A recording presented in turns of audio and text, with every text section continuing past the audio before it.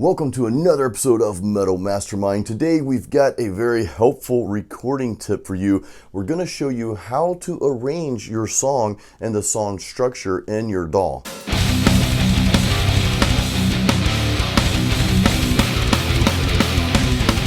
Alright guys, we're going to jump right into this, but real quick, I'm going to demonstrate this process in PreSonus Studio One. Now, your DAW, your recording software, should have this feature, okay? So you'll just have to search for it, and you'll see what I'm talking about as we go through this together. Now, we're going to make this exciting. We're actually going to write this together. So let's dive in, but don't forget to hang around to the end of this video. I've got some exciting news I'd like to share with you. Alright guys, so we've got the DAW pulled up. Now it's time to arrange our song, but as you can see, I have no song. Well, that's because we wanted to make this fun here, so we're gonna just kind of like make something up as we go. That's the cool part.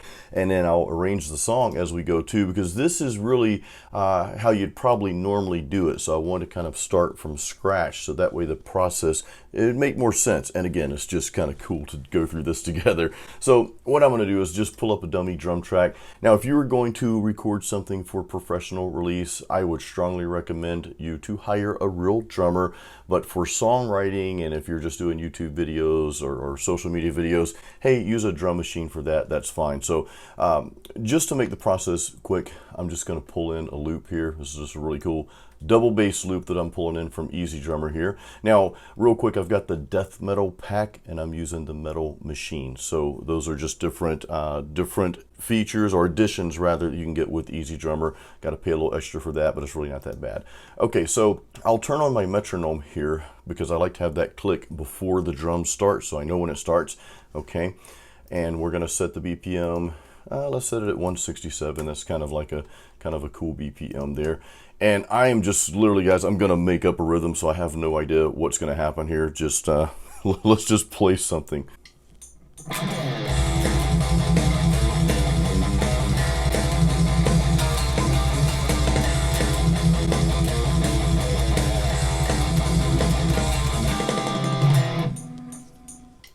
Okay, real simple rhythm there, okay? That could be like the intro, it could be the verse, could be whatever you want. And I'd probably want to replicate that, like play that 2 times to be a full verse if we wanted that to happen that way. But again, I want to keep this simple. I don't want to drag this out too much. So what I like to do at that point is, again, we've got this drum track here. I kind of want a different drum track for the next part of the song. So what I would do at that point is go back into EZdrummer and I just find a different loop. Okay, I just find a different sounding loop. So let's just go to this one here. Okay, that's a little bit different. So let's just pull that one in. And again, I'm going through this part kind of fast to get to the arrangement that how we're going to arrange these tracks, okay? Or not the tracks, but the song. All right, so we've got a different drum loop here, okay? So I'm going to stop my guitar track there. A lot of times what I'll do is I'll have 2 guitar tracks in here. So I've got that one part recorded, right? Well, let me open up a different track. I've already got a second track in here. Let me just record the next piece of music on this next track. And this way I can kind of like hear the first track going without it cutting off. And you'll see what I mean in a second here. Let's make up something.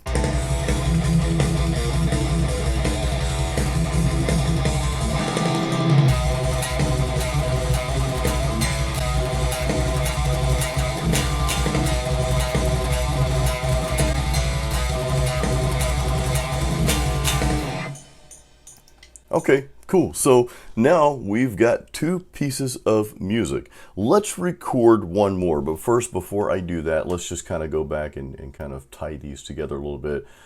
Just showing you some different little methods, different little tricks along the way here. I mean, you can use just one guitar track to do this, guys, because in the studio, you can see me dragging the little bar over here. You can drag it or whatever. So I'm going to drag it all the way over to where that first track stopped, okay?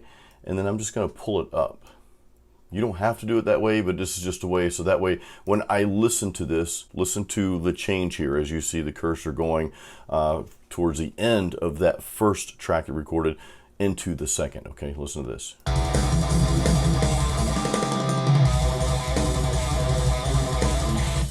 that sounded pretty seamless. Now, one thing I want to clarify before we move forward, and we're almost to arranging this, guys. I wanted to get this recorded. Let's make something up, then arrange it, okay? But one thing to clarify is this is just kind of what I call the rough draft.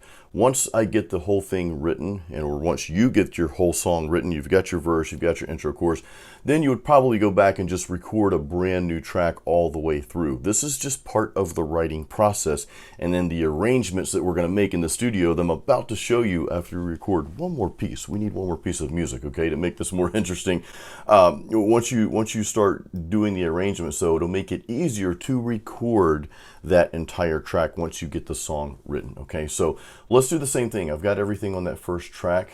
And by the way, if you have any questions as we go along with this, as we go through with this, please leave those in the comments at any time. But I would encourage you to watch the entire video first, because a lot of your questions might be answered as we move along here. But we do welcome questions here on Metal Mastermind, as you guys know. All right, so back to the other track that we've got here.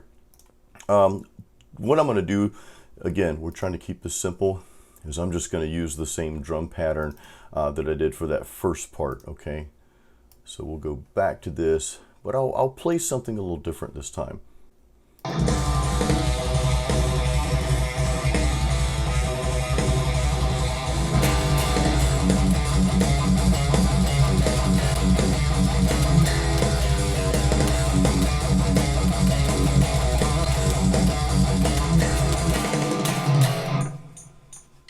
Okay, I don't think my rhythm was too smooth, but you know what? Let's just go back and see how this sounded real quick, and then we're going to get to how to arrange this. Okay, that's the culprit of this video here. All right, let's just make sure this sounded good. I like to listen to those transitions. Let's listen to the transition between the two tracks here.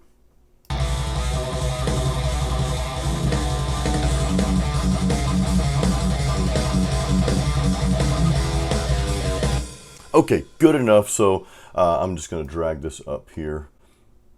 There, we've just got the one track there. And that way I've got this open track down here when I want to go back and record the entire rhythm. Once everything is written here, I'll go back and record the entire rhythm and try to get all that in one take, if that makes sense. All right, now let's arrange these three pieces of music that we have. We'll call one the intro, verse, chorus, whatever you want to call them, it doesn't matter. But at least we're going to have a segregation there to tell us where these pieces of music start and end. So in the case of PreSonus Studio One, there's a feature called Open Arranger Track. Okay, so you'll want to find out where that is in your DAW. Your DAW should have that. Okay, this is a common tool. I think every DAW should have this. So I'll click on that. Now you see I've got this arranger little part that opens up down here. It's almost like an additional track here. Next step, to create this little marker that we're going to create this section here. I'll switch over from my normal cursor, the arrow tool that I use to make edits with, over to what's called the paint tool. Okay, when I switch to the paint tool, I can go to the beginning of where we started recording at, and I will drag this all the way over to where I want that piece of music to end, or where the piece of music ends. Okay, so right here. Now this, for some reason, this didn't start like where I wanted it to start. You see there's a little lag here where the intro starts. What I'll do is I'll switch back over to the arrow tool, and then that allows me to drag this. Okay, so I can drag it however far I want, but we'll start it where where the actual start flag is. And I could do the same thing to the other end here. If I want to make, you know, these two pieces of music here, these two guitar parts, the same, well, I can just drag them over. Maybe they're different guitar parts, but maybe they're part of the same piece of music. It could be the verse, right? It might just have a change in the middle. Anyway, so that's just what you can do there. You can drag this. Now let's go back to the beginning here. By default, it's going to tell me intro. Well, I don't really want it to be the intro. What if it has no intro? What if this is just starting out with a verse, okay? And what if I don't like the color blue, right? Maybe I want to change it to pink or red or black, you know, because it's like a black metal song. It's not a black metal song, but anyway, I'm making a bad pun. So we'll right click, and you can see here, I can change the name of this, okay? As you see where it says intro there, let's just call it verse. And I like to use all caps when I do this. So I can change the name. I can also click on the color. I can change the color. I like green, so I want the verse to be green. What's cool about this is you could make all your verses green if you wanted to, and all your choruses one color, however you want to arrange this. So you've got that freedom. So now we'll go over here, okay, and we'll do the same thing. I'll go back to my paint tool. We've got the arranger track open here. We'll have to do that one time, and I'm going to start where that last part of the song ended. Start there, and I'm just going to drag it all the way over. Now, by default, it calls this verse because usually after the intro, well, the verse is next. Again, these are things you can change. Right click, okay, and I'm just going to call this the, let's see, what do we want to call it? I'll call it the chorus, okay. And maybe I don't want that to be yellow, so maybe I'll change it to, what should we change this to? Let's change it to red. Cool, okay. So there we are. Now we recorded a third piece of music here, okay. So same thing, I'm just going to highlight where the last piece of music stopped and where this next piece of music started, and there we go. So now again, that defaults to the chorus because remember the first one defaulted to intro, the second one defaulted to verse, the next defaults to chorus, and I forget what they default to after that. You could keep them the same, it doesn't matter, you don't have to rename these. I'm kind of picky about this, so I'm just going to call this bridge, okay. Okay, there's our bridge, and you know what? We'll just keep it blue. So there you have it, guys. There you have three parts. Let's go back to the beginning. We've got what we call the verse here. That could be called intro, whatever you want to call it. Doesn't matter. We kind of scroll over. Now we've got our chorus, okay? And now we've got our bridge. So if I were to start recording, let's say I didn't want to use that first track that we recorded, right? Because that was our scratch track. That was our rough draft, you know. Let's say now, okay, well, I've got the song written. I know what it sounds like. I want to record the guitar part, the real guitar track from start to finish, okay? And I don't want to stop.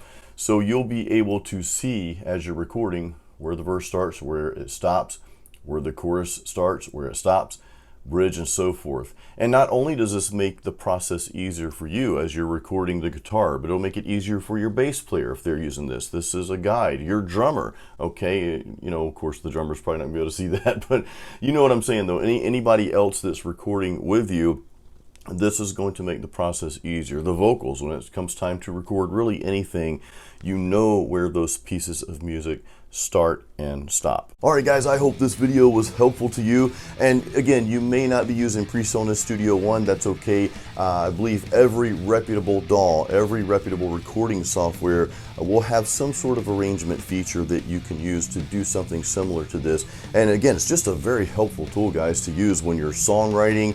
Like you may have a couple of riffs. Well, now you've got that arrangement that you can tag it as a verse, a chorus, or whatever you want, part one, part two. It just helps you have that easy view of where each piece of music starts and stops. So I do hope that you find this feature in your DAW and start using it, because it will make the process go a lot smoother and a little bit faster as well. Now, real quick before you go, if you do not have the Metal Mastermind Home Studio Setup Guide, definitely grab a copy of that. We actually give away some more stuff as well, but there's a link to get a copy of that in the description of this video. If you already have that, please check out our courses. We are known for our courses for metal musicians. We just released a new music theory course. Actually, co-owner Ken Candelas just released that, called Metal Music Theory. And again, I'll have a link to our courses page in the description of this video as well. Folks, leave us any questions you might have.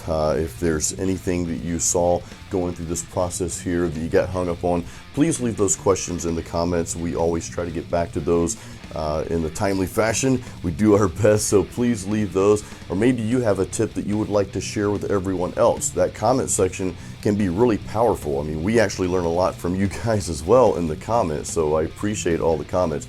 But yeah, just drop us a comment. Please give this video a thumbs up.